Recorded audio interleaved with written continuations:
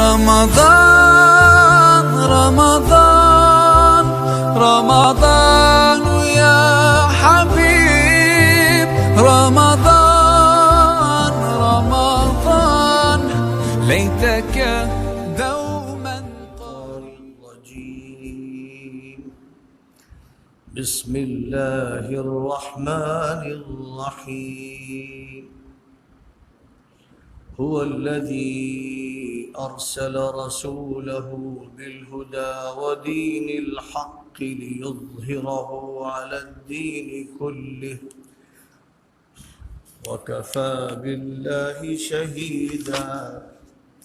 محمد رسول الله والذين معه أشداء على الكفار رحماء بينهم تراهم ركعا سجدا يبتغون فضلا من الله ورضوانا سيماهم في وجوههم من أثر السجود ذلك مثلهم في التوراة ومثلهم في الإنجيل كزرع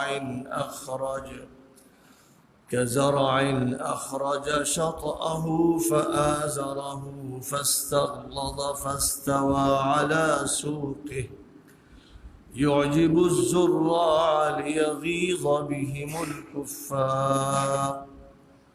وعد الله الذين آمنوا وعملوا الصالحات منهم مغفرة وأجرا عظيما.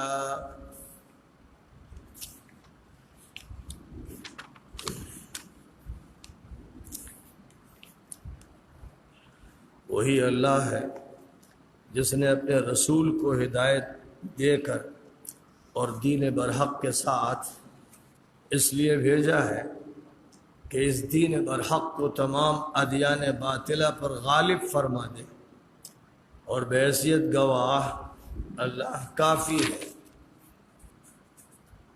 محمد صلی اللہ علیہ وسلم اللہ کے پیغمبر ہیں، اور ان کے جو ساتھی ہیں وہ کافروں پر بہت سخت ہیں، کفر کو کسی حال میں قبول کرنے کے لیے تیار نہیں، اور کفر کے بارے میں ان کا موقف سخت ہے، اور آپس میں اپنے دینی بھائیوں کے لیے رحم دل اور مہربان ہیں۔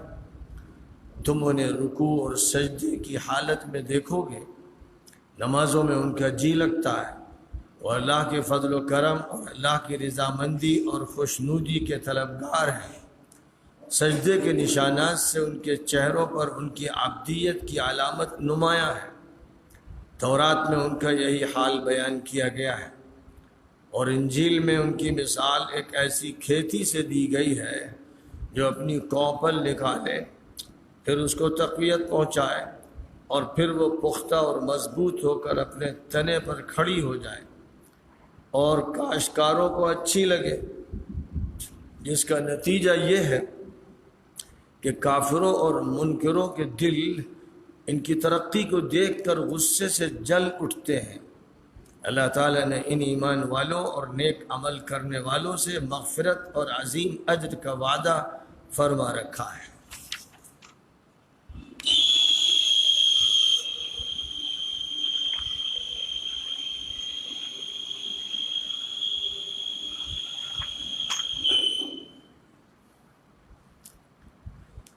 سورۃ الفتح کی یہ دو آخری آیتیں پڑھی گئیں، ایک آیت نمبر 28 اور ایک آیت نمبر 29، اور آیت نمبر 29 پر سورت کا اختتام ہوتا ہے۔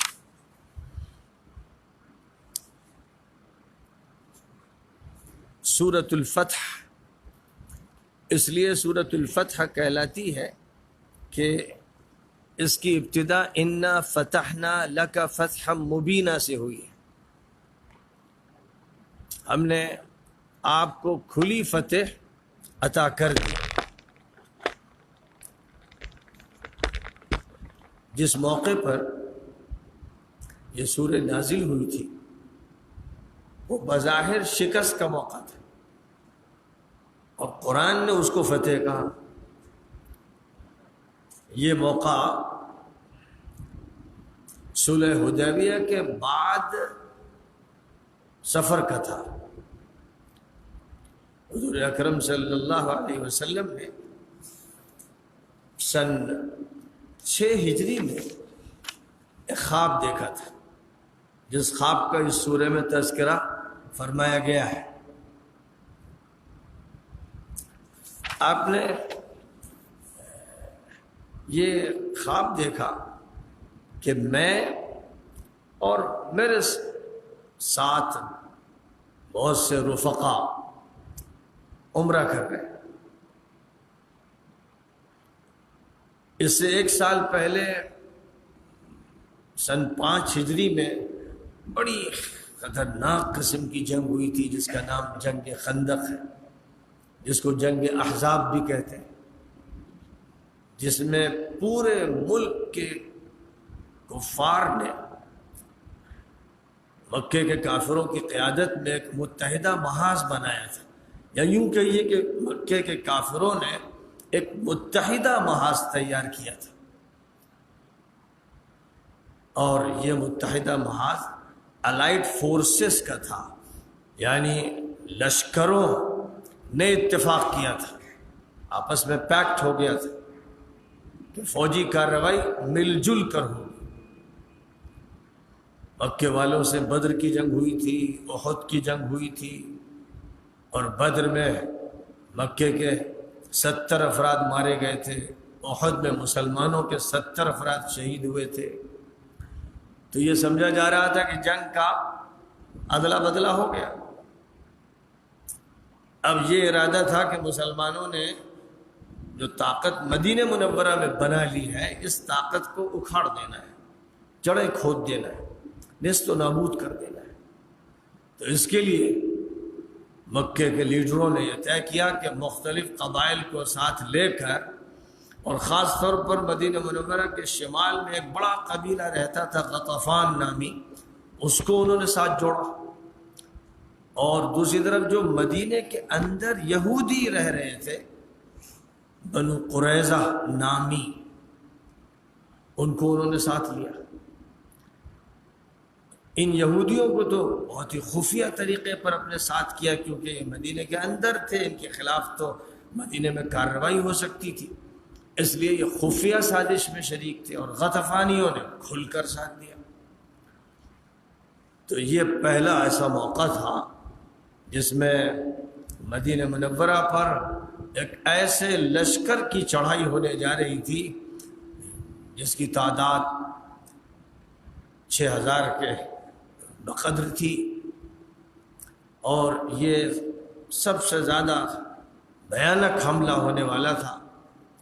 اور حضور اکرم صلی اللہ علیہ وسلم کو اس کی اطلاعات بہت دنوں سے ملنے لگی تھی، کیونکہ جو تیاری کی جا رہی تھی مکے میں، اس کی باتیں ہو رہی تھی، میٹنگیں ہو رہی تھی، مجلسیں ہو رہی تھی، پیکٹ ہو رہے تھے، معاہدے کیے جا رہے تھے، اور حضور صلی اللہ علیہ وسلم کا جو مخابراتی نظام تھا، آپ کی جو انٹیلیجنس تھی، آپ کے جو نمائندہ تھے، جن میں سر فہرست آپ کے چچا حضرت عباس تھے، جو مکہ مکرمہ میں رہ رہے تھے، وہ تھے حضور صلی اللہ علیہ وسلم کے ساتھ، اور آپ کے خفیہ نمائندے، لیکن مکہ مکرمہ میں وہ اس طرح رہتے تھے کہ لوگ ان کو ایک سنت، ایک مہنت سمجھتے تھے۔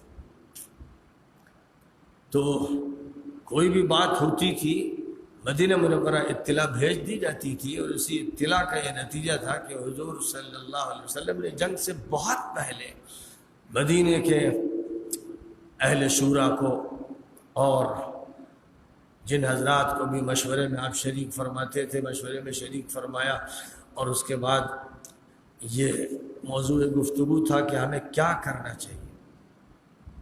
بہت بڑی تعداد میں لشکر اکٹھا کیے جا رہے ہیں، اور ایک متحدہ محاذ بنایا گیا ہے، اور یہ متحدہ محاذ مدینے پر حملہ کرے گا تو اس کو روکنا آسان نہیں ہوگا. ہمیں کیا کرنا چاہیے؟ یہ مشورہ چل رہا تھا تو حضرت سلمان فارسی رضی اللہ تعالیٰ عنہ نے شمالی پٹی پر خندق کھودنے کا مشورہ دیا تھا، کیونکہ مدینہ منورہ اس طرح کا ہے کہ اس کے دائیں اور بائیں طرف ایسی سنگلاخ زمینیں ہیں کہ اس پر چلا نہیں جا سکتا، تو ادھر سے خطرہ نہیں فوج کشی کا. یہ دونوں جگہیں اس طرح سیف ہو گئی ہیں. اور پھر جو اس کا جنوبی حصہ ہے ادھر کھجور کے گھنے باغات تھے، آج تک بھی، تو ادھر سے بھی کوئی یکبارگی کارروائی نہیں ہو سکے گی. پورا لشکر گھس نہیں سکتا ہے اور اس کو روکا جا سکتا ہے. لیکن جو شمالی علاقہ تھا جس کے ایک طرف احد کا پہاڑ تھا اور اس کے دوسری طرف ایک سلا نامی پہاڑی تھی اور کچھ پہاڑیاں تھیں، یا پھر وہی سنگلاخ زمین آ جاتی تھی، یہ علاقہ ایسا تھا کہ فوری کارروائی ہو سکتی تھی، لشکر داخل ہو سکتے تھے، ہزاروں کی تعداد میں گھس سکتے تھے. ان پر روک کیسے لگائی جائے؟ اس کے لیے یہ جو مشورہ تھا خندق کھود دینے کا، حضور صلی اللہ علیہ وسلم کو پسند آیا اور آپ نے قبول فرمایا. اور اس کے بعد خندق کھودی گئی جو 3 میل لمبی تھی، اور خندق کی چوڑان 10 فٹ تھی اور گہران بھی اس کی 10 فٹ تھی. ایک صحابی کے ذمے 4 فٹ کا علاقہ کیا گیا کہ 4 فٹ جگہ وہ نیچے تک کھودے گا، 10 فٹ چوڑی 10 فٹ گہری، اور 3 میل کا خطہ، یعنی یوں سمجھیے جیسے یہاں سے والی آباد، اتنی دور تک خندق کھودنی ہے، اتنی گہری، اتنی چوڑی. یہ امتحان کتنا زبردست تھا اور اس کے بعد انتظام کتنا زبردست تھا. بہرحال خندق مسلمانوں نے کھود لی. ان کے لشکر کے آنے سے پہلے خندق تیار تھی، اور خندق کے کھودنے سے ایک بڑا فائدہ یہ ہوا کہ جو مٹی کھود کے اوپر ڈالی گئی اس سے پشتہ بن گیا، زبردست دیوار بن گئی بڑی چوڑی. اور یہ دیوار مسلمانوں کے سائڈ میں رکھی گئی کہ وہ جدھر سے آئیں گے ان کے سامنے صرف خندق، وہ خندق کا پار کرنا، پھر اس چڑھائی کا پار کرنا آسان تو تھا نہیں. تو ایک طرح سے مسلمان قلعہ بند ہو گئے. ظاہری طور پر تحفظ کا بڑا انتظام ہوا، لیکن تحفظ کے اتنے زبردست انتظامات کے باوجود ایک لمبا عرصہ اس پر گزرا کہ ادھر کافروں کا لشکر ہے اور ادھر مسلمان 3 میل تک پھیلے ہوئے چوکیداری کے لیے، حفاظت کے لیے چوکیاں لگی ہوئی ہیں. جو لوگ پولیس کا کام کر رہے ہیں، گارڈ کا کام کر رہے ہیں، اور بارڈر سیکورٹی فورس کا جو کام ہوتا ہے وہ کام انجام دے رہے ہیں، وہ 3 میل میں پھیلے ہوئے. اب بعض دن تو ایسا ہوتا تھا کہ کوئی وقت نہیں ملتا تھا آرام کا، ہر وقت خطرہ. تیر بھی آ رہے ہیں اور تیر پھینک کے وہ یہ چاہتے تھے کہ ان کو تو تیروں سے نشانہ بنائیں اور اس کے بعد کچھ گھسپیٹی خندق کو پار کریں، کوئی بلی لگا کر آگے بڑھ جائیں، کوئی اوپر چڑھ جائیں. یہ کوششیں ہوتی تھی، در اندازی کی کوششیں ہوتی تھی. لیکن مسلمان بڑے چوکنے تھے، اور بعض دن تو ایسا ہوا کہ مسلمان عصر کی نماز نہیں پڑھ سکے وقت پر. حضور اکرم صلی اللہ علیہ وسلم نے مغرب کا وقت آ جانے کے بعد عصر کی نماز پڑھائی، پھر مغرب پڑھائی. اور ایک دن اتنی کڑی نگرانی کرنی پڑی، اتنی زبردست چوکیداری اور ہر وقت چوکنا رہنے کا عمل اختیار کیا گیا کہ ظہر کی نماز، عصر کی نماز، مغرب کی نماز، تینوں نمازیں فوت ہوئی اور مغرب کے بعد یہ نمازیں پڑھی گئیں. حضور اکرم صلی اللہ علیہ وسلم نے یہ عمل کیا، جس کا مطلب یہ ہوا کہ اگر ایسی جنگی صورتحال ہو تو نماز کو مؤخر کیا جا سکتا ہے. بعد میں پھر اللہ تعالیٰ کی طرف سے نماز کا ایک نیا طریقہ جاری کیا گیا جس کا نام صلاۃ الخوف ہے، یعنی جنگ کی حالت والی نماز. قرآن پاک میں اس کا تذکرہ کیا گیا ہے اور احادیث میں تفصیل کے ساتھ بیان کیا گیا ہے کہ اگر محاذ تیار ہے اور پوری نگرانی کرنی ہے اور نماز بھی ادا کرنی ہے، تو پھر فوج کو 2 حصوں میں بانٹ دینا ہے۔ ایک حصہ وہ ہے جو مسلسل دشمن کے مقابل کھڑا رہے، اور ایک حصہ فاصلے پر دور جا کر امام کے پیچھے نماز پڑھ لے۔ اب اس میں بھی اس طرح ہوتا ہے کہ ایک حصہ 1 رکعت نماز پڑھے گا، پھر وہ مارچ کرتا ہوا آ جائے گا، اور فوج جو یہاں بارڈر پر کھڑی ہے وہ جائے گی، وہ 1 رکعت پڑھے گی۔ اس میں بڑا عمل لمبا ہے۔ یا یہ کہ امام 1 رکعت اس کو پڑھائے گا اور اس کے بعد وہ اپنی دوسری رکعت پڑھ لے گی اور پھر اپنی جگہ پہ آ جائے گی، اور اس کے بعد جو فورس بارڈر پر کھڑی ہوئی ہے وہ جائے گی اور وہ اس کے ساتھ ایک باقی جو رکعت ہے وہ پڑھ لے گی، پھر جو رکعت باقی رہ جائے گی اس کو وہیں ادا کرے گی اور وہ پھر آئے گی۔ اور دوسری شکل یہ ہوتی تھی کہ بھئی جدھر قبلہ ہے ادھر ہی فوج ہے، دشمن کی فوج اتفاق سے ادھر ہی ہے، ادھر قبلہ ہے، تو پھر اس کی شکل یہ طے کی جاتی تھی کہ فوج کو اس طرح سے صفوں میں کھڑا کیا جائے گا کہ نماز سب مل کر پڑھیں گے، قیام کی حالت میں سبھی قیام کریں گے، رکوع کی حالت میں بھی سب رکوع کر لیں گے، لیکن جب سجدے کا موقع آئے گا تو اگلی صف والے سجدہ کریں گے، پچھلی صف والے سجدہ نہیں کریں گے، بلکہ وہ دشمن کو تاکتے رہیں گے، چوکنا رہیں گے۔ جب اگلی صف والے سجدے سے اٹھ جائیں گے، اب وہ کھڑے ہو جائیں گے، پوزیشن لے لیں گے، تب پچھلی صف والے سجدہ کریں گے۔ جس کا مطلب یہ ہوا کہ جنگ کی جو صورتحال ہے اس کے مطابق نماز کو ڈھالا جائے گا۔ یہ ہے صلاۃ الخوف۔ اور جب صلاۃ الخوف کا حکم آ گیا تو پھر حضور صلی اللہ علیہ وسلم اس طرح نماز پڑھتے تھے، لیکن جب خندق کی جنگ ہوئی سن 5 میں، اس وقت تک یہ حکم نہیں آیا تھا، اس لیے وہ نمازیں قضا ہوئی۔ بہرحال سن 5 میں اتنی بڑی جو جنگ ہوئی، اللہ تعالیٰ کی طرف سے پھر ایسی غیبی مدد آئی، ایک ایسی آندھی چلی، ایک ایسا ہوا کا طوفان آیا جس نے دشمنوں کے خیمے اکھاڑ دیے، ان پر ہیبت طاری کر دی اور بھگدڑ بچ گئی، اور اس طرح مسلمانوں کو اللہ کی طرف سے فتح حاصل ہوئی۔ اب صرف 1 سال کے بعد حضور اکرم صلی اللہ علیہ وسلم نے یہ خواب دیکھا کہ ہم عمرہ کر رہے تھے، تو بالکل ظاہر ہے حالات کے اعتبار سے تو امکان ہی نہیں تھا، اتنی جنگ بڑی ہو چکی ہے اور دشمن کو شکست ہوئی ہے، وہ تو انتظار میں ہے کہ موقع مل جائے تو مسلمانوں کو کھا جائے، اور آپ یہ دیکھ رہے ہیں کہ ہم عمرہ کر رہے ہیں۔ انبیاء کرام کے خواب سچے ہوتے ہیں۔ حضور صلی اللہ علیہ وسلم نے یہ سمجھا کہ خواب میرا سچا ہی ہے تو ارادہ عمرے کا کرنا چاہیے، اور پھر آپ نے دعوت دی اس عمرے میں شرکت کے لیے، تو 1400 صحابہ آپ کے ساتھ اس سفر میں شریک ہوئے۔ ماہ ذی القعدہ میں سن 6 ہجری میں یہ سفر ہوا، اور مسلمان احرام باندھے ہوئے تھے، اور ہتھیار وغیرہ ساتھ لیے ہوئے تھے، سامان میں ہتھیار تھے کہ ہو سکتا کہیں بھی جنگ چھڑ سکتی، لیکن بظاہر وہ عمرہ کرنے کی نیت سے نکلے تھے اور احرام کی حالت میں نکلے تھے۔ اب یہ سفر مدینہ منورہ سے شروع ہوا، چلتے چلتے جب مکہ بالکل قریب آ گیا،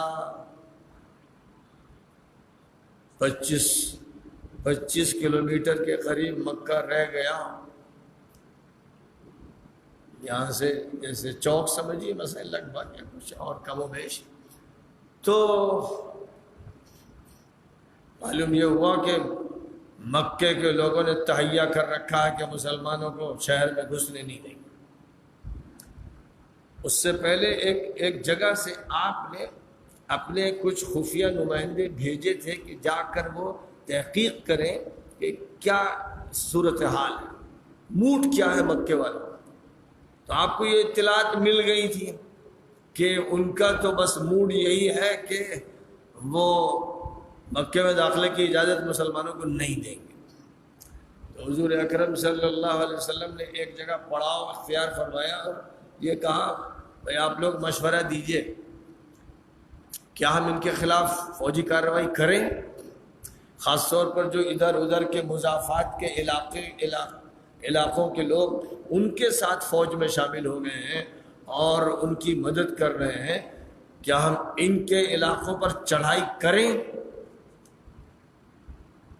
تو حضرت ابوبکر صدیق رضی اللہ تعالیٰ عنہ نے یہ رائے پیش کی کہ حضور ہم تو عمرے کے لیے آئے ہیں، تو ہم اپنی طرف سے کیوں جنگ چھیڑیں، ہم جنگ کو ٹال دیں۔ تو حضور اکرم صلی اللہ علیہ وسلم نے فرمایا کہ ٹھیک ہے، مشورہ مناسب ہے، ہم جنگ نہیں چاہتے، اور کعبے کی تعظیم جس مسئلے میں ہوگی ہم اس کو ترجیح دیں گے اور گفت و شنید کا موقع دیں گے۔ ہم یہاں ٹھہرتے ہیں، حدیبیہ کا ایک میدان ہے، وہاں پڑاؤ اختیار فرمایا، اور یہ فرمایا کہ ہم یہاں ٹھہرتے ہیں، دیکھتے ہیں کیا بات چیت ہوتی۔ اب یہ بات وہ طے کر لی گئی کہ گفت و شنید ہوگی، مصالحت ہوگی، بات ہوگی، کوئی شکل طے پائے گی۔ تو مکے کی طرف سے سفیر بھیجے جانے لگے، ایک سفیر آئے، دوسرے آئے، تیسرے آئے، چوتھے آئے، اور حضور اکرم صلی اللہ علیہ وسلم نے اپنی طرف سے بطور سفیر کے حضرت عثمان ابن عفان رضی اللہ تعالیٰ عنہ کو بھیجا، کہ ان کی ایک حیثیت تھی اور ان کا قبیلہ بھی بڑا تھا، تو یہ آپ کو یقین تھا کہ انہیں نقصان نہیں پہنچے گا، تو آپ نے ان کو بھیجا کہ تم ہماری طرف سے جا کے بات کرو کہ بھائی ہم لڑنے نہیں آئے، اب کیوں جھگڑے پہ تلے ہوئے، ہم صرف عمرہ کریں گے، واپس چلے جائیں گے، یہ بات تم اپنی طرف سے رکھنا اور دیکھنا کہ وہ کیا کہتے۔ ان کی طرف سے جو لوگ آ رہے تھے ان میں بعض بڑے کٹر قسم کے دشمن تھے، سخت باتیں کرنے آئے، لیکن ہوتے ہوا تھے حضرت سہیل جو اس وقت تک تو کافر تھے، بعد میں اللہ نے ان کو ایمان کی توفیق عطا فرمائی، وہ آئے تو حضور نے جب دیکھا کہ سہیل آ رہے ہیں تو آپ نے فرمایا کہ انشاءاللہ معاملہ سہل ہو جائے گا، نام سے ایک اچھا فعال لیا، ان کے مزاج سے بھی واقف ہو۔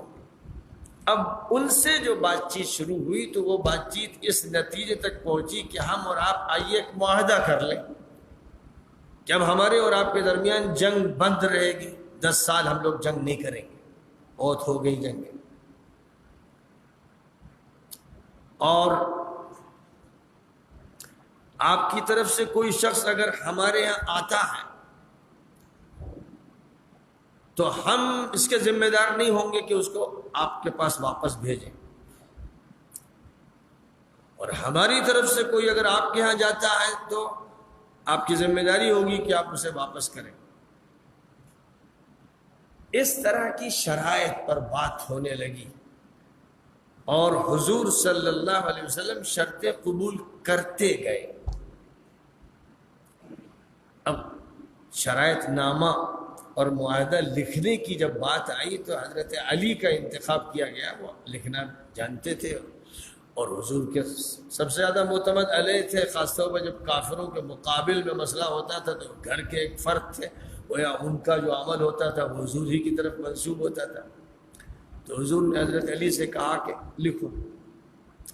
اب اس کے بعد آپ نے عبارت بولنی شروع کی کہ یہ معاہدہ ہے جو محمد جو اللہ کے رسول ہیں کے درمیان اور سہیل کے درمیان ہو رہا ہے۔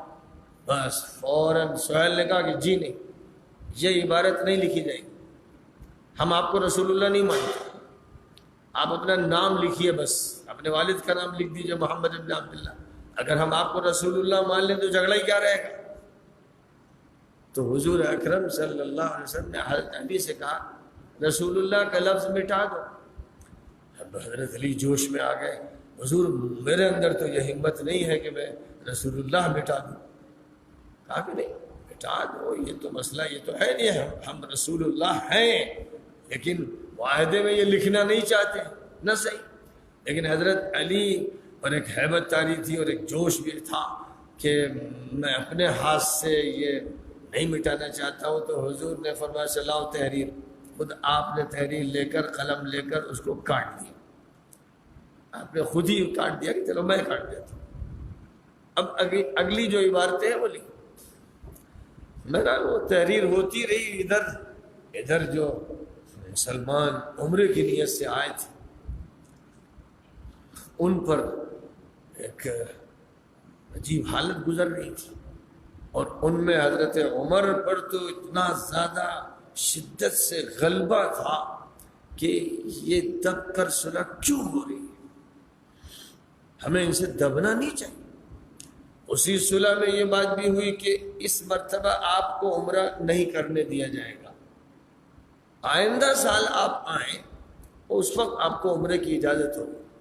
اب یہ تو ایسا جیسے کہ پہاڑ گرا دیا جائے, اتنا لمبا سفر کر کے سب آئے ہیں عمرے کی حالت میں, اور بالکل قریب ہی سے ان کو واپس کیا جا رہا ہے. میرا معاہدہ ہو گیا. حضور نے فرمایا, حضرت عمر جو ہے وہ بے چینی میں ابو بکر صدیق کے پاس گئے اور کہا کہ یہ معاہدہ اتنا دب کر کیوں ہو رہا ہے؟ تو وہ تو خاموش رہے کہ بھائی میں کیا کر سکتا ہوں, فیصلہ ہے حضور کا. حضور کے پاس گئے, حضور سے بھی اسی جذبے کی کیفیت میں انہوں نے یہ سوال کیا کہ حضور ایسا کیوں ہو رہا ہے؟ تو حضور نے اشارہ کیا, اللہ کا فیصلہ ہے, میں جو کچھ کر رہا ہوں اللہ کے اشارے پر کر رہا ہوں.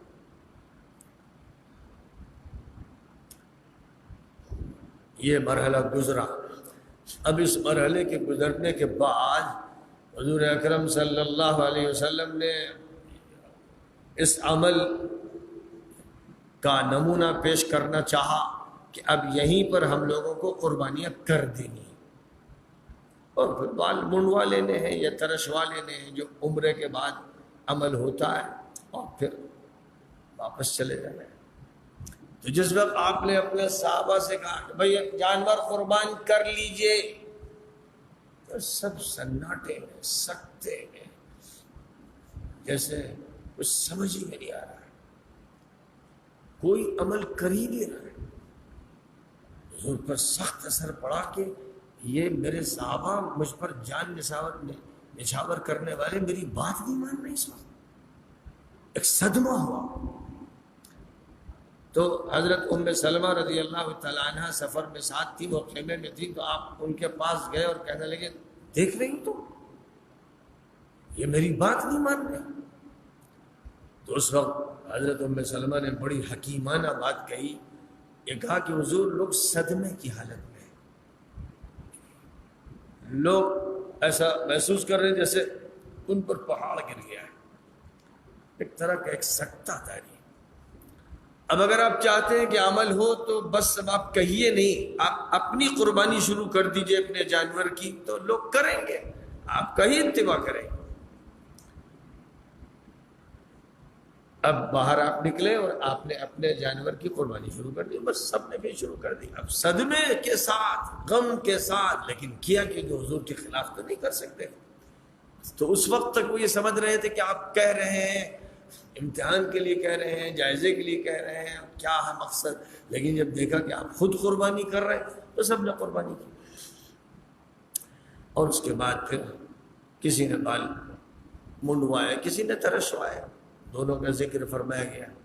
اور اس طرح سے یہ مہم پوری ہو گئی. اب مدینہ منورہ واپسی کا سفر شروع ہوا. یہ سفر جب ہو رہا تھا تو سورۃ الفتح نازل ہونے لگی. اس وقت جبرائیل امین آئے اور اس سورہ کے مضمون کو حوالے کیا, انا فتحنا لک فتحا مبینا. اللہ کی طرف سے یہ کہا گیا کہ ہم نے آپ کو کھلی فتح دے دی. یہ نبی سے کہا جا رہا ہے, اور اسی لیے اللہ کی طرف سے یہ اشارہ تھا کہ صلح کر لیجیے. اس وقت جو صلح ہو رہی ہے, آپ مدینہ منورہ میں تھے تب یہ صلح کے لیے تیار نہیں تھے, آپ پر چڑھائی کرتے رہے, فوج کشی کرتے رہے. آج آپ ان کے دہانے پہ کھڑے ہوئے ہیں, 450 کلومیٹر کا سفر طے کر کے آپ آئے, اور یہ اپنے گھر پر ہیں اور یہ صلح کر رہے ہیں, دکھانے کو یہ دبا رہے ہیں. ان کی ناک نیچی ہو رہی, یہ محسوس کر رہے ہیں کہ یہ توڑ دیے گئے, یہ ہزیمت خوردہ ہے. تو اب اپنی ناک باقی رکھنے کے لیے بس یہ باتیں کر رہے ہیں. اصلاً چوٹ ان کو لگی, یہ کمزور پڑ گئے. حقیقت یہ ہے، اور آپ کی اس میں فتح ہے. بظاہر آپ دبتے نظر آ رہے ہیں، لیکن یہ جو دباؤ ہے، اس دباؤ کے اندر فتوحات چھپی ہوئی. تو جب یہ سورہ نازل ہوئی تو حضور نے فرمایا کہ دیکھو عمر کہاں. حضرت عمر تو بہت غمگین تھے، بہت صدمے کی حالت میں تھے. ابو بکر سے بحث کر چکے تھے، حضور سے بھی کھل کر بات کر چکے تھے. اسی مجموعی کے صورتحال کے صدمے میں الگ الگ جا رہے تھے. ساری بھیڑ کے ساتھ نہیں تھے، ذرا الگ کٹے ہوئے سوچ میں گم. تو جس وقت کسی نے آواز لگائی عمر، تو وہ گھبرا گئے. انہیں یہ ڈر لگا کہ شاید اللہ تعالیٰ کی طرف سے آیتیں ایسی اتری ہیں جن میں مجھے ڈانٹا گیا ہے، مجھ پر عتاب فرمایا گیا ہے. ان کے ذہن میں پہلے یہ بات آئی، اور ایک خوف کسی کیفیت میں ڈرتے ڈرتے وہ حضور کی خدمت میں حاضر ہوئے. تو حضور نے یہ سورہ پڑھنا شروع کی. تو وہ تعجب سے کہنے لگے حضور یہ فتح ہے؟ فرمایا کہ ہاں فتح ہے. دیکھو اللہ کہہ رہا ہے یہ فتح مبین ہے. اب ظاہر ہے کہ تمام مسلمانوں کو سورہ سنا دی گئی. حضور صلی اللہ علیہ وسلم اونٹنی پر بیٹھے ہوئے تھے، اور اونٹنی پر بیٹھ کر بلند آواز سے، جیسے قاری پرزور انداز سے پڑھے، آپ بلند آواز سے یہ سورہ پڑھ رہے تھے کہ جتنا مجمع ہے سب سنیں. اس طرح اس سورہ کو پڑھتے ہوئے آپ آگے بڑھے. اب اس سورت کے اندر ایک طرف تو یہ ہے کہ ہم نے فتح مبین عطا کر دی، پھر اس میں بشارتیں ہیں. اور حدیبیہ میں جو واقعات پیش آئے ان میں ایک بڑا اہم واقعہ جو تاریخ ساز بن گیا وہ یہ تھا کہ حضرت عثمان رضی اللہ تعالیٰ عنہ کو حضور صلی اللہ علیہ وسلم نے اپنی طرف سے جب سفیر بنا کر بھیجا، اور انہوں نے جا کر وہاں جو بھی گفتگو کی ہو، وہاں سے ایک خبر یہ پھیل گئی کہ عثمان شہید کر دیے گئے. اب ابھی تک کوئی تحقیق نہیں ہو سکی تھی ہاں یا نہیں میں، بس یہ خبر پھیلی. حضور اکرم صلی اللہ علیہ وسلم ببول کے درخت کے نیچے تشریف فرما تھے کہ کچھ سایہ ہو، باقی تو دھوپ تھی. اور آپ نے اس وقت لوگوں سے فرمایا کہ آؤ میرے ہاتھ پر موت کا معاہدہ کرو، آؤ میرے ہاتھ پر بیعت کرو کہ عثمان کی خاطر جان دے دینا ہے. تو بس لوگ ٹوٹ پڑے اور بیعت کرنے لگے. یہ بیعت تھی اس پر کہ ہم جان قربان کر دیں گے، کافروں سے لڑیں گے. جتنے بھی حضرات تھے سب نے بیعت کی. ایک منافق تھا جو کہیں چھپ گیا، اس نے بیعت نہیں کی. ذکر حدیثوں میں اس کا آتا ہے.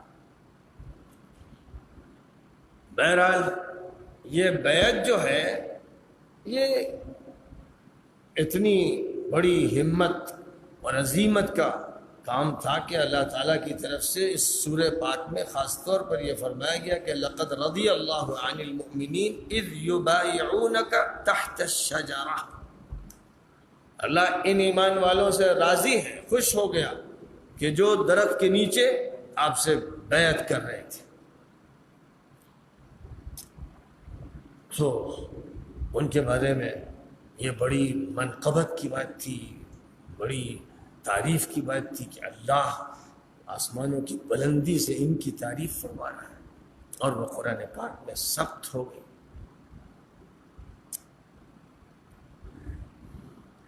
اب سورہ کے اختتام پر جو سبق ہے اس سبق میں یہ بات واضح کی گئی ہے کہ تم جو کچھ دیکھتے رہے، بدر کی جنگ، احد کی جنگ، خندق کی جنگ، اور لگتا تھا خندق کے موقع پر، خندق کی جنگ میں کہ مسلمانوں کا کام اب تمام ہو جائے گا، یہ لگتا تھا. پھر جب تم نکلے تھے مدینہ منورہ سے کہ عمرہ کریں گے، اور خوش تھے کہ مکے میں داخل ہوں گے اتنے سالوں کے بعد اور عمرہ کریں گے، اور پھر حدیبیہ کے میدان میں تم کو رکنا پڑ گیا اور عمرہ بھی نہیں کر سکے، تو ایسا لگتا تھا کہ ہم تو دب رہے ہیں اور صلح پر مجبور ہو رہے ہیں. تو یہ بات سن لو کہ اس طرح کے واہموں میں مت رہو. اللہ تعالیٰ نے اپنے رسول کو ہدایت دے کر اور دین برحق دے کر بھیجا ہی ہے غلبے کے لیے۔ یہ بھکتی تحریک نہیں ہے، یہ سنیاسیوں کا کوئی جھمگھٹا نہیں ہے، یہاں یہ جوگی نہیں رہتے ہیں، راہب نہیں رہتے ہیں۔ یہ جو محمد عربی علیہ السلام کے ساتھ لوگ جوڑے گئے ہیں، جن کو آپ نے تیار کیا ہے، جن سے بیعت لی ہے، یہ جب تک فتح حاصل نہیں کر لیں گے چین سے نہیں بیٹھیں گے۔ اور یہ دین فتح کے لیے، یہ دین غلبے کے لیے، صرف پھیلنے کے لیے نہیں ہے کہ کچھ نمازی بن گئے، کچھ روزے دار بن گئے، کچھ اللہ والے بن گئے۔ یہ ہوگا، بدھوں کے یہاں ہوگا اور سنیاسیوں کے یہاں ہوگا، عیسائی راہبوں کے یہاں ہوگا، ان کے ذہنوں میں یہ باتیں ہوں گی، اور بہت سے مسلمانوں کو بھی یہی سمجھا دیا گیا ہے کہ بس آپ اللہ کو راضی کرو، اپنی آخرت کی فکر کرو، باقی اور کسی چیز کی فکر کی ضرورت نہیں ہے۔ یہاں تک کہ دھیرے دھیرے یہ بات چلائی گئی حکومتوں کی طرف سے کہ سیاسی اسلام غلط ہے۔ الاسلام السیاسی ایک تعبیر اختیار کی گئی، یعنی اسلام کو سیاست سے کٹ کے رہنا چاہیے، حکومت سے اسلام کا کیا لینا دینا۔ آپ اپنی نماز پڑھیے، اپنا روزہ رکھیے، اپنی آخرت کی فکر کیجیے۔ تو حکومتوں نے اپنے جرائم کو چھپانے کے لیے اور اس لیے کہ صالح اسلامی تحریک غالب نہ آ جائے، یہ حرکت کی۔ اور ہماری متعدد جماعتوں نے، خانقاہوں کے صوفیوں نے اور کچھ نام نہاد ملاؤں نے یہ سمجھانا شروع کیا کہ بس عبادت اصل ہے، آپ اپنی اصلاح کیجئے بس، اور اس کے لیے عبادات ہیں، ذکر و اذکار ہیں، ان میں آپ لگیے۔ سیاست میں گھسنے کے کیا معنی؟ حکومت، سیاست، یہ سب ہمارا کام نہیں۔ یہ بات اس طرح چلائی گئی کہ بسا اوقات تبلیغ کے پلیٹ فارم سے لاکھوں مسلمانوں کو مخاطب کرتے ہوئے یہی دوہرا دیا جاتا ہے جو اصلاً ظالم اور مجرم حکمرانوں کی بات ہے۔ وہ بیچارے دینی کام کرنے والے بھی جھانسے میں آ کر بولنے لگتے ہیں، اور اس طرح وہ قرآن کے مشن کے خلاف بولتے ہیں۔ قرآن یہ کہتا ہے کہ نبی کی بعثت اور اللہ کی طرف سے ہدایت اور قرآن اور شریعت، ان سب کا جو مقصد ہے وہ یہ کہ تمام ادیان، تمام مذاہب، تمام نظریات اور تمام طرز کے جو نظام حیات ہیں ان پر اس نظام ربانی کو غالب کیا جائے گا۔ اگر ایسا نہ ہوتا تو حضور اکرم صلی اللہ علیہ وسلم جب مکے سے ہجرت کر کے مدینے آ گئے تھے تو کہتے بھئی چلو اب سکون ملا، جھگڑے ختم کرو، اب ہمیں کوئی جنگ نہیں کرنی ہے، آپ لوگ دینی تعلیم حاصل کیجئے، عبادات میں لگیے، اپنی آخرت کی فکر کیجئے۔ بدر کے کیا معنی، احد کی جنگ کیوں، خندق کی تیاریاں کیوں، کیا ضرورت ان چیزوں کی؟ اگر دین اسے کہتے تو مسلمان کتنی عافیت میں مدینہ منورہ میں رہتے۔ آپ مکے میں رہیے آپ کی حکومت وہاں، ہماری حکومت مدینہ میں، اور حکومت بھی کیوں بھئی ہم عافیت کے ساتھ مدینہ میں رہنا چاہتے ہیں، کہیں بھی رہنا چاہتے ہیں۔ اگر اسلام وہ ہوتا جس کو بولتے ہیں مجرم حکام اور بیوقوف عوام و خواص، وہ ہوتا تو پھر یہ صورتحال ہوتی۔ لیکن وہاں تو ہم یہ دیکھ رہے ہیں کہ حضور پاک علیہ السلام 6 مہینے مدینہ منورہ میں داخلی انتظام کرنے کے بعد پھر لشکر بھیجنا شروع کر دیتے ہیں، اور 1 سال کے بعد خود لشکر کی قیادت کر کے نکلنا شروع کر دیتے ہیں، اور 1.5 سال میں بدر کے میدان پر فیصلہ کن جنگ ہو جاتی، اور تیسرے سال احد کی جنگ ہوتی، اور 5ویں سال خندق کی جنگ کی نوبت آتی، اور 6ٹھے سال مصالحت کفر سے ہوتی ہے لیکن فتح مبین کے لیے ہوتی ہے، اور پھر 7.5 سال گزرتے ہیں کہ مکہ فتح ہو جاتا ہے۔ تو جس فتح کا تذکرہ فرمایا گیا وہ اصلاً تو پورے ملک کی فتح تھی جو مکے کے فتح ہونے سے ہو گئی، وہ کیپٹل تھا، دارالخلافت تھا، اور اس سے قریب کی ایک فتح کا بھی سورہ میں تذکرہ فرمایا گیا، وہ جنگ خیبر کے بعد حاصل ہو گئی کہ پورے مدینہ منورہ سے اور آس پاس کے تمام خطوں سے یہودی نظام ختم کر دیا گیا، جو ان کا سب سے بڑا اڈا تھا خیبر، وہ بھی توڑ دیا گیا۔ تو فتوحات حاصل ہوتی چلی گئی۔ اب اس آیت کو سمجھنا ضروری ہے، یعنی امت مسلمہ کے ذمے ہے۔ تو جو مجرم حکمراں کہہ رہے ہیں اس کو تو ان کے منہ پر پٹک کے مار دینا چاہیے کہ مجرموں، خبیثوں، ابلیس کے نمائندوں، وقت کے شیطانوں، تم ہی سے تو ہمیں لڑنا ہے۔ اور رہ گئے بیچارے دعوتی، تبلیغی، تعلیمی کام کرنے والے نادان قسم کے لوگ جو اسلام کو صرف سنیاسیوں کی تحریک بنا دیتے ہیں، بھکتی تحریک بنا دیتے ہیں یا بدھسٹوں کی تحریک بنا دیتے ہیں۔ ان سے کہنا ہے کہ دین سمجھو، سیرت سمجھو، اس پہ رسول سمجھو، اس سے ہٹ کر باتیں مت کرو۔ اب یہ کیونکہ بنیاد ہے، اس لیے محمد کے ساتھی وہ کون ہیں جو اس معیار پر پورا اترتے ہیں؟ ان کے اوصاف بیان کیے گئے۔ محمد الرسول اللہ، محمد صلی اللہ علیہ وسلم اللہ کے رسول ہے، یہ عقیدہ ہے۔ اللہ وحدہ لا شریک لہ ہمارا معبود ہے، مالک ہے، خالق ہے، اس کے اسماء الحسنی ہے، اس کے اعلیٰ صفات۔ اور محمد صلی اللہ علیہ وسلم نبی ہے، رسول ہے، اللہ کے قاصد ہے، فرستادہ ہے، نمائندہ ہے اور پیغمبر ہے۔ اب ان کے ساتھ کون ہے، یعنی جن کو کہا جائے وہ ساتھی ہیں، وہ کون؟ ان کے ساتھی وہ ہیں جو کفر کے معاملے میں سخت ہو، کفر سے ان کا سودا نہیں ہو سکتا ہے، کفر کا وہ دباؤ قبول نہیں کر سکتے ہیں، کفر کے لیے ان کا نرم گوشہ نہیں ہے، وہ کفر سے ڈرتے نہیں۔ جب مسئلہ آتا ہے کفر کا تو موقف ان کا سخت ہوتا ہے، موقف نرم نہیں ہوتا، اور آپس میں وہ بھائی بھائی ہوتے ہیں، شفیق ہوتے ہیں، ہمدرد ہوتے ہیں، رحم دل ہوتے ہیں۔ ہر مسلمان دوسرے مسلمان کا اکرام کرتا ہے، احترام کرتا ہے، خیال رکھتا ہے، اس کو اپنا بھائی سمجھتا ہے۔ یہ ان کے درمیان کا معاملہ ہے۔ پھر ان کی ذاتی زندگی اور ان کی عبادت، ان کا زہد و اتقاء یہ ہوتا ہے کہ آپ ان کو دیکھیے رات کے سناٹے میں تو آپ کو تہجد پڑھتے نظر آئیں گے، فرائض ادا کریں گے، سنتیں پڑھنے والے، نفل ادا کریں گے، راتوں کو بھی چھپ چھپ کر اللہ کی عبادت کریں گے، کبھی حالت قیام میں نظر آئیں گے، کبھی حالت رکوع میں ہوں گے، کبھی حالت سجود میں ہوں گے، اور مقصد صرف اور صرف اللہ سے لو لگانا، اللہ کی رضا حاصل کرنا، اللہ کا تقرب حاصل کرنا۔ دنیا دنی سے انہیں لینا دینا نہیں، وہ دنیا کو گویا چھوڑ چکے ہیں۔ اب دنیا کو بطور ضرورت وہ استعمال کر رہے ہیں جس کا حکم اللہ نے دیا ہے اور نبی نے اس کا نمونہ پیش کیا ہے، لیکن ان کی جو فکر ہے وہ اسلام کے غلبے کے لیے یہ ہے کہ بس اللہ راضی ہو جائے۔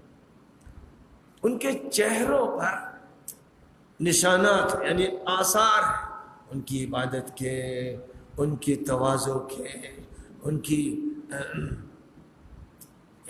عبدیت کے، جو ان کے اندر کی صفات ہیں وہ ان کے چہرے کے انوار کی شکل میں ظاہر ہے۔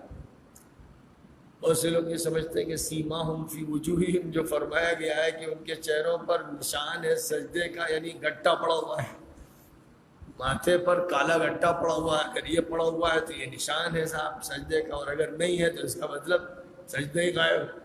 یہ غلط تفسیر ہے، غلط توجیہ ہے اور بے معنی بات ہے۔ مسئلہ یہاں پیشانی کے گٹے کا نہیں ہے، اور نہ وہ گٹا ڈالنا ضروری ہے، بلکہ نہ ڈالنا ہی اچھا ہے۔ یہاں یہ کہ اللہ کے سامنے یہ جھکتے ہیں، یہ سجدہ ریز ہوتے ہیں، یہ عبادت کرتے ہیں، اس عبادت کے انوار ان کے چہرے پہ جھلکتے ہیں، چہرہ دیکھ کر لگتا ہے کہ بندہ ہے، یہ متواضع ہے، یہ اللہ والے ہیں، کیونکہ انسان کے اندر جو کچھ ہوتا ہے اس کی جھلک اس کے چہرے پہ ہوتی ہے۔ مغرور آدمی کا چہرہ دوسرا ہوتا ہے، متواضع آدمی کا چہرہ دوسرا ہوتا ہے، خوش آدمی کا چہرہ اور ہوتا ہے، غمگین آدمی کا چہرہ اور ہوتا ہے۔ چہرے سے غم جھلک جاتا ہے، چہرے سے خوشی جھلکتی ہے، اور چہرے سے اندر کے تاثرات جھلکتے ہیں۔ کوئی شخص مذاق کر رہا ہے، اس کا چہرہ بتا دیتا ہے کہ مذاق کر رہا ہے، ہنسی کر رہا ہے معلوم ہو جاتا ہے، ایسا نہیں کہ وہ ڈھکا چھپا رہ جائے، پہچان ہر شخص نہ پہچانے، لیکن سمجھدار آدمی پہچان لیتا ہے، چہرے سے پہچان لیتا ہے کہ یہ چہرہ کس بات کا غماز ہے۔ اب یہاں پر خوب اچھی طرح سمجھنا چاہیے کہ ایک غلط فہمی ہمارے یہاں رائج ہو گئی ہے، ایک تعریف کر دی گئی ہے کہ صحابی وہ ہے جس نے حضور کو دیکھا، مسلمان تھا اس نے حضور کو دیکھا، وہ صحابی۔ اب اس کے بعد جب صحابی کہہ دیا اسے، تو جو فضیلتیں قرآن پاک میں بیان کی گئی ہیں ان حضرات کی جن کے لیے خاص الفاظ استعمال کیے گئے ہیں، وہ ساری فضیلتیں مراد لینے لگتے ہیں۔ اور یہ اتنی بڑی غلطی ہوتی ہے کہ قرآن پاک جا بجا بتا رہا ہے کہ حضور پاک علیہ السلام کی مجلس میں منافق بھی آ رہے ہیں، یہودی بھی آ رہے ہیں، جو نہ صرف آپ کو دیکھ رہے ہیں بلکہ آپ کے ساتھ بیٹھ رہے ہیں، آپ کے ساتھ نماز پڑھ رہے ہیں، آپ کے ساتھ جہاد میں جا رہے ہیں، آپ کے ساتھ سفر و حضر کے شریک ہیں، لیکن مخلص نہیں ہیں، منافق ہیں۔ اور بہت سے ہیں جو اندر سے یہودیوں سے ملے ہوئے، مشرکوں سے ملے ہوئے، اور ساتھ ہی ساتھ آپ سے بھی ملے ہوئے۔ قرآن پاک اس سے بھرا ہوا ہے، سورہ بقرہ سے لے کر پڑھتے چلے جائیے تو سورۃ المنافقون تک یہ کردار پیش کیا گیا ہے۔ سورہ بقرہ میں فرمایا گیا وَمِنَ النَّاسِ مَن يَقُولُ آمَنَّا بِاللَّهِ وَبِالْيَوْمِ الْآخِرِ وَمَا هُمْ بِمُؤْمِنِينَ۔ ان لوگوں میں، یہاں جو لوگ تھے سامنے مدینے میں رہ رہے تھے اور آ رہے تھے جا رہے تھے، انہی کے بارے میں کہا جا رہا ہے۔ ان میں وہ لوگ بھی ہیں جو کہتے ہیں ہمیں اللہ پر ایمان، ہم بھی آخرت کو مانتے ہیں، اللہ کہتا ہے کہ یہ مومن نہیں، اللہ بتا رہا ہے، لوگ نہیں جان رہے، لوگ تو مسلمان ہی سمجھ رہے ہیں۔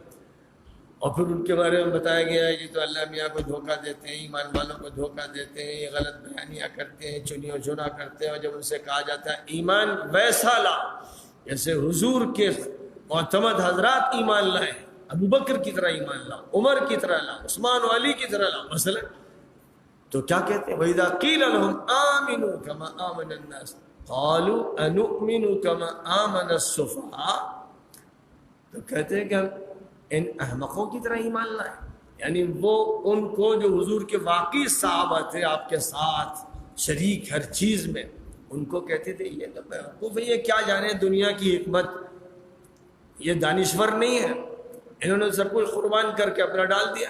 بھائی ہم تو اپنے مفادات دیکھتے ہیں، ہم ادھر سے بھی تعلق رکھتے ہیں، ادھر سے بھی تعلق رکھتے ہیں، وہاں سے بھی ہم کچھ فائدہ لیتے ہیں، یہاں سے بھی فائدہ لیتے ہیں، محمد کے بھی ساتھ رہتے ہیں اور کبھی دوسروں کے ساتھ بھی فائدہ اٹھا لیتے ہیں۔ تو ایک تو یہ ہوا اذا قیل لهم آمنوا كما آمن الناس قالوا انؤمن كما آمن السفهاء الا انهم هم السفهاء ولكن لا يعلمون واذا قیل لهم لا تفسدوا في الارض قالوا انما نحن مصلحون، ان سے جب یہ کہا جائے کہ کرپشن پھیلاتے ہو، جھوٹ بولتے ہو، غلط کام کرتے ہو، کہتے ہیں بھائی ہم تو صلح صفائی چاہتے ہیں۔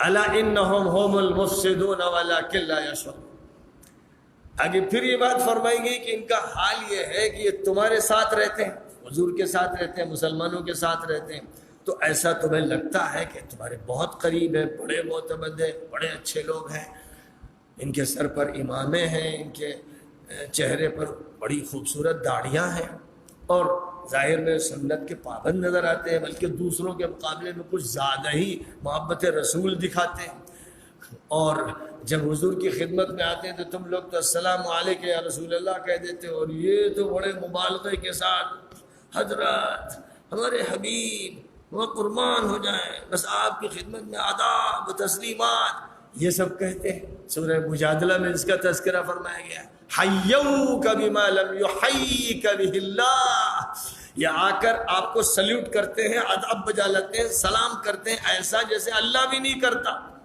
مبالغہ آرائی میں، دکھاوے میں، نمائش میں، تاکہ عام مسلمان یہ سمجھیں کہ بہت محبت کرتے ہیں حضور سے۔ لیکن وَإِذَا خَلَوْا إِلَى شَيَاطِينِهِمْ قَالُوا إِنَّا مَعَكُمْ إِنَّمَا نَحْنُ مُسْتَهْزِئُونَ، پھر یہ جب اپنے شیطانوں کے پاس جاتے ہیں، یعنی یہودیوں سے ملتے ہیں جا کر، یا عبداللہ ابن ابی اور اس کے جو قریب کے لوگ تھے منافقوں کے ٹولے، ان سے ملتے ہیں جا کر، تو کہتے ہیں ہم آپ کے ساتھ ہیں۔ وہاں کیا کہتے ہیں ہم آپ کے ساتھ، یعنی ادھر حضور کے ساتھ، صحابہ کے ساتھ، ادھر ان کے ساتھ، وہاں بھی مع کا لفظ بولا گیا، یہاں بھی مع کا لفظ بولا گیا، معکم، ہم آپ کے ساتھ ہیں۔ تو اب یاد رکھیے کہ یہ جو ماں ہے نا، ماں ساتھ، یہ بڑا ذو معنی ہے۔ ساتھ کون کس کے ہے، کس لیے ہے، یہ اصل چیز۔ کون کس لیے کس کے ساتھ؟ بہت سے لوگ آپ کو ملیں گے، آپ جانتے ہی ہیں دنیا بھر میں ہر جگہ بہت سے لوگ ایسے ملیں گے جو کسی کے ساتھ نظر آئیں گے صرف اپنے مالی مفاد کے لیے، کسی ملازمت کے لیے، کسی عہدے کے لیے، کسی پیسے کے لیے، اسی کے لیے وہ ساتھ۔ اگر وہ مقصد ان کا نہیں پورا ہوتا تو ساتھ ختم ہو جاتا ہے، اور اگر پورا ہوتا ہے تو بس اس وقت تک وہ ساتھ رہتے ہیں جب تک مقصد پورا ہوتا رہتا ہے، ساتھ چھوڑ دیتے ہیں۔ ایک یہ ساتھ ہے، وہ ساتھ ہے، مجلس میں ہے، سامنے ہے، لیکن مقصد کچھ اور۔ تو معلوم یہ ہوا کہ معیت میں نیت دیکھی جاتی ہے نمبر ایک، پھر دیکھا جاتا ہے عمل، کیونکہ ساتھ ہے اور ساتھ جب تک ہے تو مجلس کے آداب بھی ملحوظ ہے۔ پیچھے گئے تو غیبت بھی ہو رہی، چغلی بھی ہو رہی، جھوٹ بھی بولا جا رہا ہے، سب کچھ ہو رہا ہے۔ حضور اکرم صلی اللہ علیہ وسلم مسجد نبوی میں تقریر فرماتے تھے، جو آپ کے سامنے ہوتے تھے، جو آپ کو دیکھ رہے ہیں، آپ ان کو دیکھ رہے ہیں، اور ان سے کہتے تھے آیت المنافق ثلاث، اذا حدث کذب واذا وعد اخلف واذا اؤتمن خان۔ سن لو اے لوگوں، ان کو میں دیکھ رہا ہوں، تم مجھے دیکھ رہے ہو، سن لو کہ منافق کی نشانیاں تھیں۔ بات کرتا ہے تو جھوٹ بولتا ہے، وعدہ کرتا ہے تو خلاف ورزی کرتا ہے، امانت رکھی جاتی ہے تو اس میں خیانت کرتا ہے۔ تو عمل متعین کرے گا، یہ ان کا مسجد میں ہونا اور تقریر سننا اور دیدار کرنا اس سے فیصلہ نہیں ہوگا، ان کے کیریکٹر سے فیصلہ۔ ایمان عمل، ایمان و عمل، یہ ہے بنیاد۔ یہ ایسی بنیادیں ہیں کہ ان کا انطباق انبیاء کے ماں باپ پر بھی ہے، ان کی اولاد پر بھی ہے، ان کی بیویوں پر بھی ہے، ان کے قریب ترین رشتہ داروں پر بھی ہے، کوئی مستثنا نہیں ہے۔ کسی کے لیے یہ نہیں کہا گیا کہ جس کی بھی حضور سے شادی ہو گئی بس بیڑا پار ہو گیا، یہ نہیں فرمایا گیا۔ سورہ احزاب من یأتی منکن بفاحشۃ مبینۃ یضاعف لها العذاب ضعفین۔ اے نبی کی بیویوں سن لو کہ اگر تم نے کوئی برائی کی، بدکاری کی، بے حیائی کی تو خدا تمہیں دوہری سزا دے گا۔ یہ حضور کی بیویوں سے کہا جا رہا ہے۔ وَمَن يَقْنُتْ مِنكُنَّ لِلَّهِ وَرَسُولِهِ وَتَعْمَلْ صَالِحًا نُؤْتِهَا أَجْرَهَا مَرَّتَيْنِ، اور تم میں جو نیکی کی بات کرے گی، تقوی اختیار کرے گی، اطاعت کرے گی، ہم اس کو دوہرا اجر دیں گے۔ عمل سے ہوگا، بتایا جا رہا ہے۔ اے نبی کی بیویوں سن لو، عمل ایسا ہوگا تو یہ ہوگا، عمل ویسا ہوگا تو وہ ہوگا۔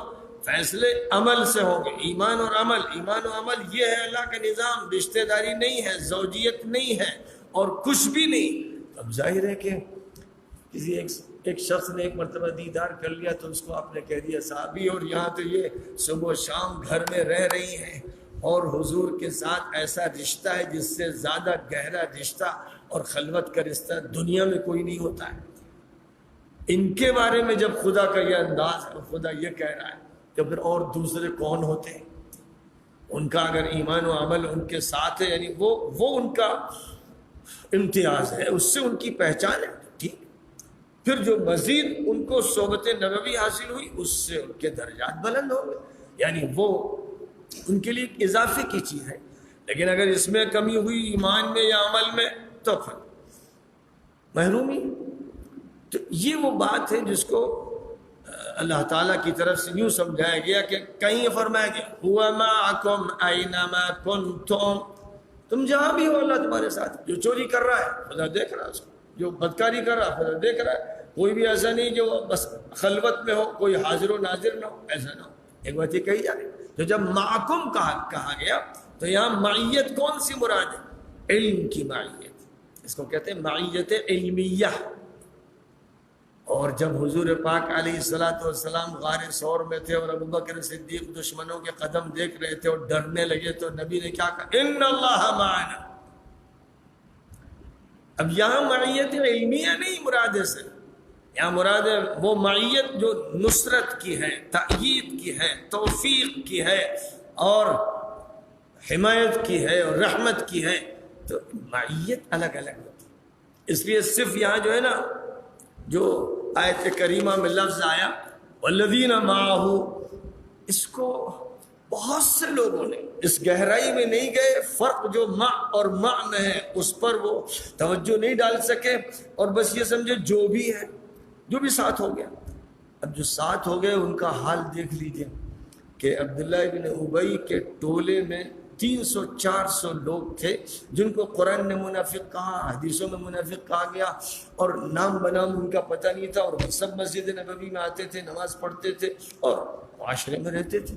اب یہی وہ لوگ ہیں کہ جن کو جب جنگ احد کے لیے تشکیل کیا گیا، ان کی تشکیل ہوئی تو 1000 لوگوں کی تشکیل ہوئی، اور یہ 1000 لوگ مسجد نبوی سے نکلے احد پہاڑ کی طرف، یعنی 2-2.5 کلومیٹر 3 کلومیٹر کی دوری پر پہاڑ احد کا شمال کی جانب۔ تو ابھی اس پہاڑ کے آدھے راستے پر پہنچے تھے جس کا نام ہے الشوط۔ وہاں پر ہنگامہ کھڑا کیا عبداللہ ابن ابی، ہم لوگ نہیں جائیں گے، ہماری بات نہیں سنی گے، چلو ہمارے لوگ چلو۔ تو 300 لوگ آدھے راستے سے بغاوت کر کے چلے گئے۔ یہ ابھی 1 گھنٹہ پہلے تک سب صحابہ ہی تو تھے، حضور کے ساتھ تشکیل بھی ہو رہی ہے، نام بھی ان کا لکھا جا رہا ہے، جہاد میں جا رہے ہیں، اور آدھے راستے سے یہ لیجیے ساتھ بغاوت کر رہے ہیں۔ اب جب وہ بغاوت کر رہے ہیں تو بقیہ 700 رہ گئے۔ ان میں سے کئی لوگوں نے کہا کہ حضور پہلے ہم لوگ ان سے لڑ لیں، ان منافقوں سے۔ حضور نے فرمایا کہ نہیں، چھوڑو ان، ابھی تو آگے چل رہا ہے، دشمن سر پہ کھڑا ہوا ہے۔ تو آپ نے ان کو اللہ کے حوالے کر دیا، کیونکہ آپ جانتے تھے کہ ہماری اس بستی میں ہر طرح کے لوگ ہیں جو ہمارے پاس آتے ہیں، بیٹھتے ہیں، ان میں ایسے بھی اور ویسے بھی۔ اب ہم کو ان کے ساتھ معاملہ کرنا ہے ایسا کہ خانہ جنگی نہ ہو، ہمارے یہاں لڑائی نہ شروع ہو جائے، اس لیے رعایت کرنا ہے، معاف کرنا ہے۔ 700 کو لے کر آپ محاذ پر پہنچے، ان میں سے 50 کا انتخاب کیا، ان پر عبداللہ ابن جبیر کو امیر بنایا، اور احد پہاڑ کے پچھلے سائڈ میں ایک پہاڑی ہے، وہاں پر کہا کہ آپ لوگ یہاں چوکی بنا لیں، کہیں ایسا نہ ہو کہ احد پہاڑ اور اس پہاڑی کے بیچ میں جو درہ ہے، راستہ ہے، اس سے فوج حملہ نہ کر دے، کیونکہ ہم لوگ تو اگلی سائڈ میں ہیں۔ تو یہاں ایک چوکی رہنی ہے، اور یہ 50 تیر انداز بڑے ماہر، یعنی آج کل کے زمانے میں بندوق بردار ہوتے، اس زمانے میں بندوق تو تھی نہیں، تیر بردار لوگوں کو متعین کیا گیا جو دور سے نشانہ بنا سکے، اور یہ کہا گیا کسی حالت میں فتح ہو یا شکست پہاڑی مت چھوڑنا، چوکی مت خالی کرنا۔ اور جب جنگ شروع ہوئی، آگے بڑھ کر بہت فاصلے پر، یوں سمجھیے جیسے کلیت الشریعہ جہاں ہے وہاں پر محاذ جنگ تھا، اور جہاں ہمیں اور تھوڑا سا پیچھے یہ جگہ پہاڑی کی تھی، اور ادھر نگاہ رکھنی تھی پیچھے کی، ادھر سے خطرہ تھا کیونکہ فوج حملہ آور ہو جائے۔ اب وہاں جو مسلمانوں کی جنگ ہوئی تو مسلمان بڑھتے چلے گئے اور کافر شکست کھاتے چلے گئے، بھگدڑ مچ گئی۔ اب جب یہ صورتحال ہوئی اور ادھر سے لوگ چوکی سے دیکھ رہے تھے تو پہاڑی پر تھے، تو دیکھا کہ مسلمان تو مال غنیمت جمع کر رہے ہیں، یعنی فتح ہو گئی، تو یہ اترنے لگے۔ عبداللہ ابن جبیر ان کے امیر تھے، انہوں نے کہا کہ حضور نے منع کیا تھا کہ یہ چوکی خالی نہیں ہونی اور آپ کو نہیں اترنا ہے، جنگ میں فتح ہو یا شکست یہیں رہنا ہے۔ تو وہ لوگ کہنے لگے کہ یہ مطلب حضور کا تھوڑی تھا، وہ مطلب تھوڑی تھا، ارے اب فتح ہو گئی ہے، سب مال غنیمت جمع کر رہے ہیں، ہم کو بھی بڑھنا چاہیے آگے۔ آخر انہوں نے اپنے امیر کی بات نہیں مانی اور اکثریت اتری اور آگے بڑھنے لگی۔ بس اسی مرحلے پر خالد ابن الولید جو مشرکوں کے فوجی دستے کے ذمہ دار تھے اور وہ گھڑ سوار دستہ تھا، گھوڑ سوار فوج کے وہ کمانڈر تھے، انہوں نے تیزی کے ساتھ نیچے وادی کو پار کرتے ہوئے اسی درے سے حملہ کیا۔ اب جو لوگ پہاڑ پر رہ گئے تھے 2-4، انہوں نے تیر ویر چلائے تو وہ کیا کر سکتے تھے، انہیں کو تیر مار دیے گئے، اور اس کے بعد تیزی سے پیچھا کیا گیا. جب پیچھا کیا گیا تو جن لوگوں نے پہاڑی چھوڑی تھی اور وہ آگے جا رہے تھے پہلے انہی پر وار شروع ہو گئے. تلوار سے ان کو کاٹا جا رہا ہے, نیزے مارے جا رہے ہیں اور شور مچ گیا. اب جو کافر بھاگ رہے تھے ان کو موقع مل گیا, کیونکہ جو اگلی صف میں مسلمان تھے انہوں نے جب یہ دیکھا کہ پیچھے سے حملہ ہو گیا تو وہ پیچھے مڑے, اور جب وہ پیچھے مڑے تو کافر آگے بڑھے. نتیجہ یہ ہوا کہ کافر ادھر خالد بن الولید کی فوج اور بیچ میں مسلمان پسنے کے لیے. اس کا پھر اتنا بڑا نقصان ہوا ہے, اتنا بڑا نقصان ہوا ہے کہ حضرت حمزہ شہید ہو گئے, حضرت مصعب شہید, حضرت انس شہید, اور دھڑا دھڑ مسلمان شہید ہوتے رہے. یہاں تک کہ حضور اکرم صلی اللہ علیہ وسلم کو دور سے ایک کافر نے ڈھیلا مارا جو آپ کے دانت سے ٹکرایا تو دانت کی کرچیں ٹوٹ گئی. ایک کافر اور ریلا کرتے ہوئے آگے بڑھا اور جو آپ کے سر پہ خود تھا اس پر زور کی جو تلوار اس نے ماری تو خود پچک سا گیا, اور اس کی جو کڑیاں لٹک رہی تھیں ان میں سے 2 کڑیاں آپ کے رخسار میں داخل ہو گئی, چبھ گئی, نوکیں ان کے اندر چلی گئی. اور ایک گڑھا سا چھپا کے بنا رکھا تھا, اس پر گھاس ڈال رکھی تھی, یہ کافروں نے اپنی چال میں کیا تھا, اس میں حضور گر پڑے. اتنے سخت حالات ہوئے جو کبھی نہیں ہوئے تھے. اور جو 300 بھگوڑے بھاگ گئے تھے وہ تو گھر جا کے بیٹھ گئے تھے, وہ تو اب یہ دیکھ رہے تھے دیکھو ہوتا کیا ہے. وہ تو سمجھ رہے تھے کہ مسلمانوں کو شکست ہونی ہے اسی لیے بھاگے تھے وہ. لیکن یہ 50 لوگ جن کو حضور نے پہاڑی پر متعین کیا تھا, ان کی غلطی کی وجہ سے کتنی بڑی تباہی مچی. 70 مسلمان شہید ہو گئے, حضور زخمی ہو گئے, صرف اس لیے کہ انہوں نے حضور کی بات کا لحاظ نہیں رکھا. آپ نے کہا تھا کہ ہر حالت میں پہاڑی مت چھوڑنا. اب دیکھیے کہ اللہ کیا کہہ رہا ہے. اللہ تعالیٰ نے کہا کہ ہم نے تمہیں فتح دی تھی, تم آگے بڑھ رہے تھے, دشمن پیچھے بھاگ رہا تھا, پھر تمہارے لوگوں نے ساری خرابی پیدا کی, اس سے نقصان ہوا. یہ تمہاری غلطیوں کا خمیازہ ہے جو تم کو بھگتنا پڑا. فرمایا حتی اذا فشلتم وتنازعتم فی الامر وعصیتم من بعد ما اراکم ما تحبون منکم من یرید الدنیا ومنکم من یرید الاخرہ. یہاں کن لوگوں کو مخاطب کیا جا رہا ہے؟ وہ صحابہ جو پہاڑی پر تھے. تم پیچھے ہٹے, تم نے پسپائی اختیار کی, تم آپس میں جھگڑے, تم نے رسول کی نافرمانی کی, اس کی وجہ سے یہ سب کچھ ہو. کوئی لاگ لپیٹ نہیں ہے, صاف باتیں ہیں. کون ہیں جن کی وجہ سے نقصانات پہنچے, کھول کے رکھ دیا گیا. تو ایک طرف وہ گروپ بھگوڑوں کا, ایک طرف یہ کہ جو مخلص تھے اور ان کو متعین کیا گیا تھا ان کی غلطی, اور اس میں یہ کہہ دیا گیا منکم من یرید الدنیا, تم میں وہ لوگ بھی ہیں جو طالب دنیا ہیں, ابھی تک ان کے دلوں سے دنیا نکلی نہیں. ومنکم من یرید الاخرہ, وہ بھی ہے جو آخرت کے طلبگار. تو معلوم یہ ہوا کہ جو حضور کے ساتھ تھے سفر میں, حضر میں, جنگ میں, نماز میں, ان میں ایسے بھی تھے اور ویسے بھی تھے. قرآن اس کو کھول کھول کر بیان کر رہا ہے, ایک جگہ نہیں. سورہ براءت پڑھی ہے. جو لوگ حضور کے پاس آ رہے تھے, ساتھ رہتے تھے, نماز پڑھتے تھے, معکم, یہ مع والا جو لفظ تھا وہاں بھی چل رہا تھا ظاہر کے اعتبار سے, کہ جو بھی کسی کے ساتھ ہو جائے. اب نکلے ملیح آباد جانے کے لیے, ٹیمپو پہ بیٹھے, کوئی بھی آپ کے ساتھ بیٹھ گیا, ہندو, مسلم, کافر, شرابی, کبابی, جیسا چاہ بیٹھ گیا, آپ ساتھ تو ہو گیا. بس پہ کوئی بیٹھ گیا, ساتھی ہو گیا. رکشے پہ کوئی بیٹھ گیا, ساتھی ہو گیا, ساتھ ہو گیا. لیکن یہ ساتھ مراد نہیں ہوتی ہے. جب اس جگہ پر بولا جاتا ہے لفظ اس کا, یہ لفظ, تو یہ مراد نہیں. جیسے وہاں میں نے فرق دکھایا کہ ہوا معکم, تم اینما کنتم, تم جہاں بھی ہو, اے لوگو تم جہاں بھی ہو, اللہ موجود ساتھ. وہاں اللہ ساتھ ہے کا مطلب اللہ کا علم تمہیں دیکھ رہا ہے.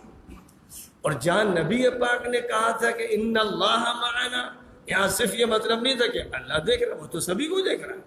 آپ کی کیا خصوصیت رہ گئی؟ یہاں خصوصیت کے لیے لفظ بولا گیا ہے کہ اللہ ہمارے ساتھ, یعنی اللہ کی مدد ہمارے ساتھ, اللہ کی نصرت ہمارے ساتھ, اللہ کا وعدہ فتح ہمارے ساتھ.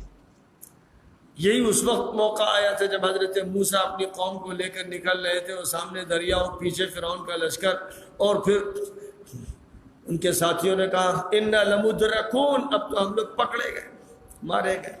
قال اِنَّ مَعِيَ رَبِّي، اِنَّ مَعِيَ رَبِّي سَيَهْدِينِ، میرے ساتھ ہے میرا رب.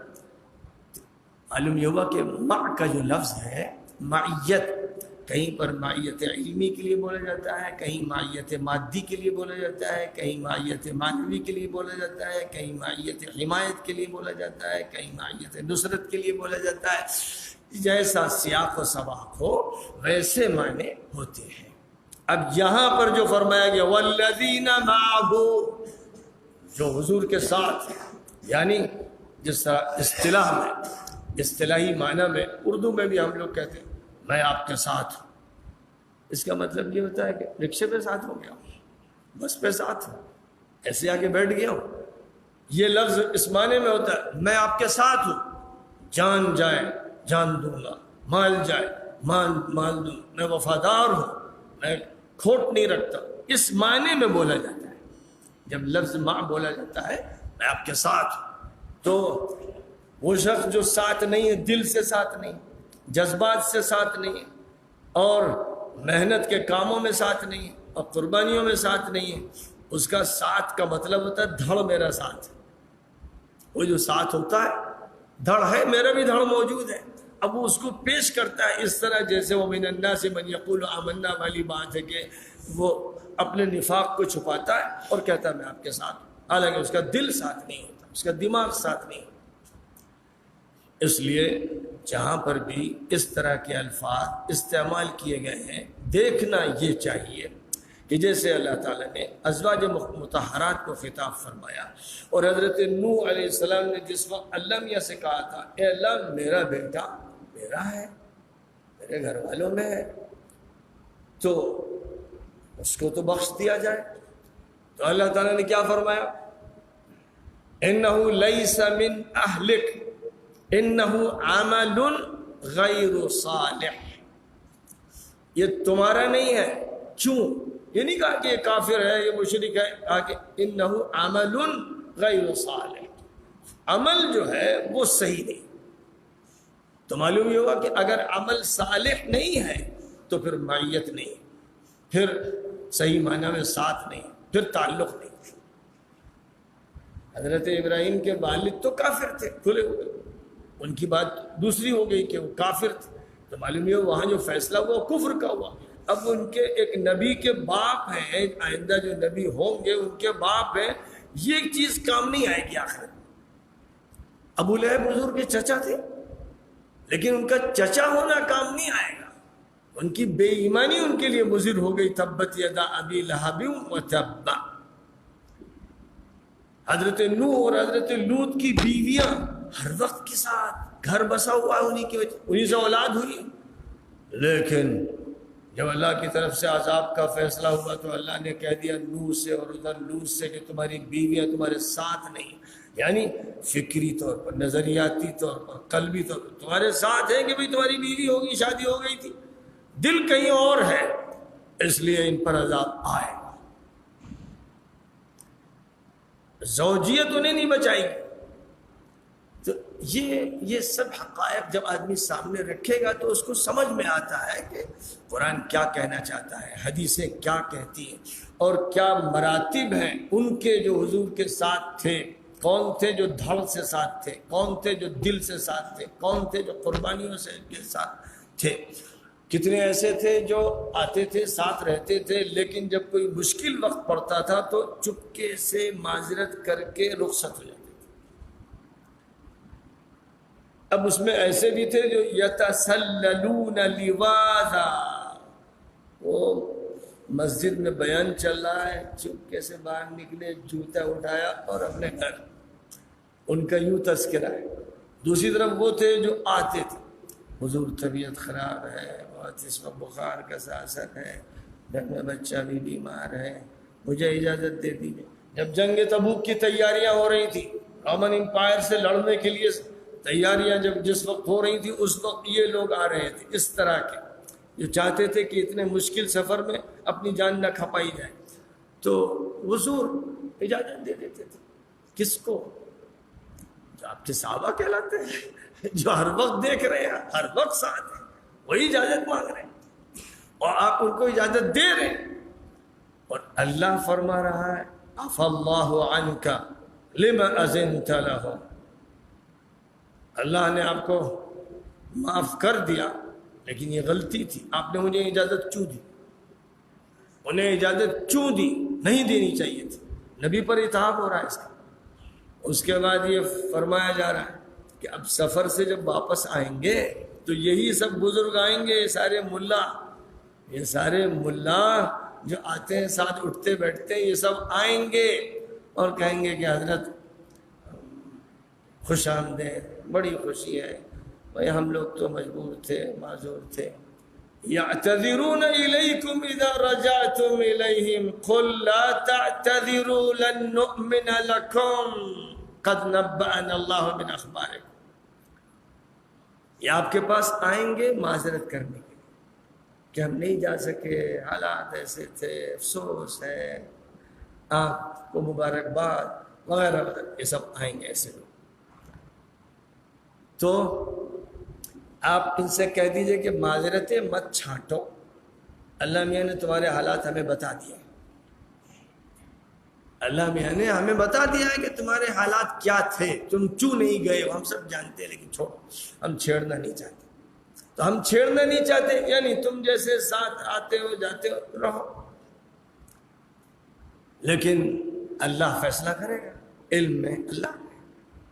تو اب یہاں پر معلوم یہ ہوا کہ جب معہو کا لفظ استعمال کیا گیا تو اوصاف کے ساتھ، یہ معہو دھڑ والا مع نہیں ہے۔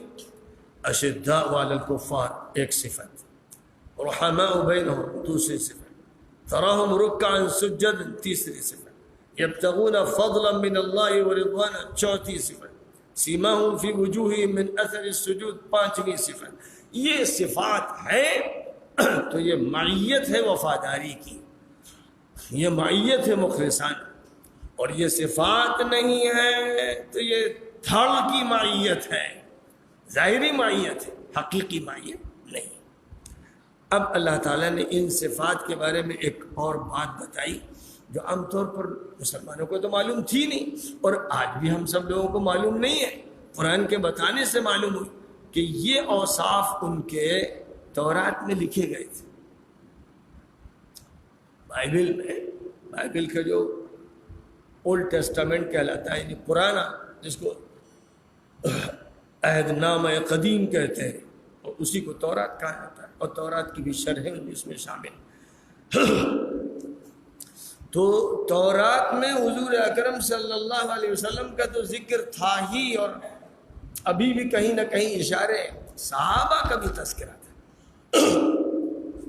ان کے اعلیٰ صفات بیان کیے گئے تھے اور انجیل میں بھی بیان کیے گئے تھے۔ اب اگر آپ تلاش کیجئے، تورات کو کھنگالیے، انجیل کو کھنگالیے تو سب غائب ہے۔ جس زمانے میں قرآن اترنا شروع ہوا اور اس میں یہ حقائق بیان کیے جانے لگے اور نبی پاک علیہ السلام کی حقانیت اور صداقت تورات اور انجیل سے ثابت ہونے لگی، تو یہودی اور عیسائی دشمنوں نے اپنی کتابوں کے وہ پنے نکال دیے، وہ سطریں نکال دی کہ نہ رہے بانس نہ بجے بانسری، اور آپس میں اپنے لوگوں سے جب بھی ملتے تھے تو کہتے تھے کہ مسلمانوں کو وہ باتیں مت بتانا جو ہم لوگ آپس میں ذکر کرتے ہیں، ورنہ تمہارے خلاف یہ سب چیزیں حجت بن جائیں گی۔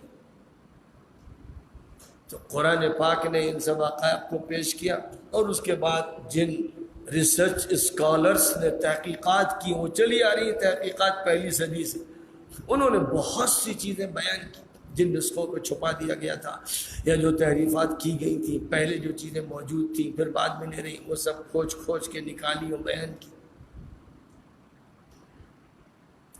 آج بھی کام اس پر ہو رہا ہے، اور تورات میں جو کچھ مواد مسلمانوں کے بارے میں، نبی کے بارے میں اور پھر نبی کے صحابہ کے بارے میں موجود تھا، اس کو نکال کر پیش کیا جا رہا ہے۔